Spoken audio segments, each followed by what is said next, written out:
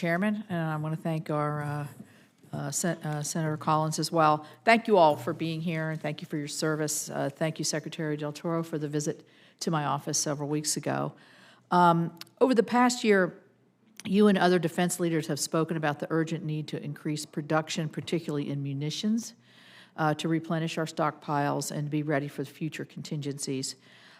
In particular, solid rocket motors are a critical component in our precision-guided munitions, and we need to increase our capacity. I'm proud that some of these solid rocket motors for many of our critical munitions are made from a Navy-owned facility in the state of West Virginia. So I would first like to ask you to visit there, or I don't know if you've already been there, but I'd love for you to have an opportunity to tour that facility in the future. So I extend that to you.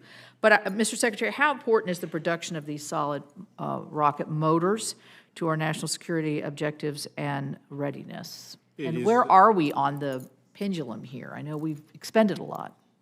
First, Senator, thank you for your invitation. I will most certainly take you up on that.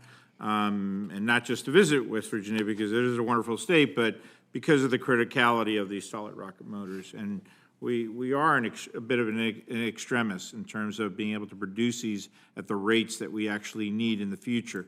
And so we have to look for additional suppliers that can produce them. We have to make sure that we don't have continued mergers of companies, for example, so that we have more competition in the industry as well, too, because they are critical to most of our missile systems, whether it be SM-6s or some of our larger missiles as well. Yeah, well, they're maximizing their space out there, so they're putting a little bit more space, or a lot more space in.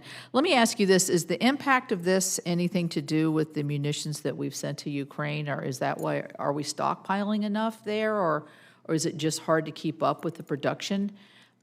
Which one of those would be true? Well, Both? I mean, we have a commitment to provide Ukraine the munitions that it does need and will continue to need in the future. And so that obviously has expended a lot of the munitions that we do have.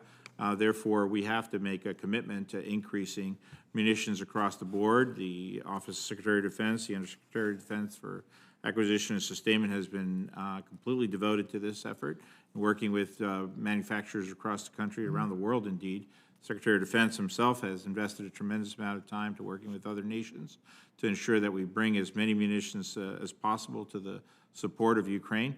And that, of course, has allowed or it requires us to continue to refurbish those stockpiles that we have here in the United States in order to get to this better place. Right. General Berger, could you speak to this, the importance of a stockpile and where you see that right now, where we are? A couple of thoughts, ma'am. First, based on what we've seen in Ukraine in the last year, the rate of expenditure of munitions is probably a lot higher in some scenarios, some situations than we recognize.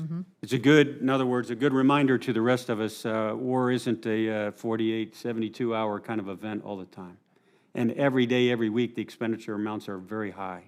We have a great process in place. I'm very comfortable with it in the Department of Defense for each request from Ukraine getting analyzed and examined and who can provide what. But it's very clear that our stockpiles for training and for warfighting, we need to reassess the assumptions in those to make sure that we have the depth. Because to highlight your point, our industrial base, using a phrase from the vice chair earlier, can't be just in time if we have to go to a conflict. No. We got to have it just in case. We got to have the depth in that industrial base to account for a big surge. Right. Yeah, I mean, I think that's a source of concern. Admiral, do you have a comment on this? I agree with everything the General said. I think the biggest thing we learned was the expenditure rates. It's caused us to go back to take a look at our own wargaming and analysis, what our predicted expenditure rates would be, and the questions and assumptions we made. So that's why for the Navy and Marine Corps, you see 4 multi-year procurements of weapons in this budget proposal. So maybe your initial wargaming estimates might have been low? Or just used differently? Yes. Yeah. Yes, I think that we all assumed that our expenditure rates would be lower. Weapons are more technologically advanced. That's not playing out so well in Ukraine. Yeah. So it's informed our thinking. Okay, thank you. Yes, General, let me ask you a question on fentanyl use in the Navy and Marine Corps.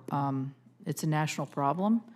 It's reflected in your force. I understand between the years 2017 to 2021, 332 of our men and women in uniform succumbed to an overdose. Are you all focusing on this in the Marine Corps?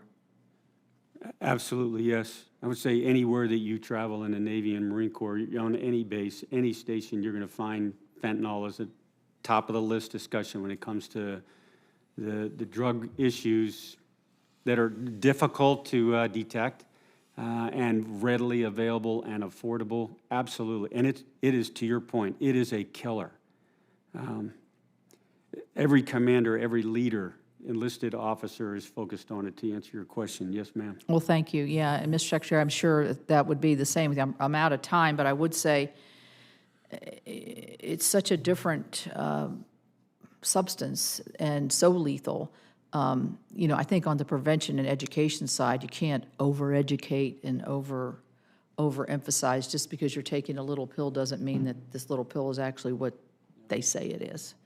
Mr. Secretary, I'm out of time, but. Senator, it's a major crisis in our nation, and we in the Department of Defense and the Department of the Navy are paying tremendous attention to it to ensure that our troops understand and they should never be using drugs to start with, but for them to understand the real danger and threat that this immediately presents to one's life, and that there's no second chance, or could be very little second chance when it comes to the use of fentanyl. Thank you. Thank you all for. If I could just. Yes. We characterize it as a poison.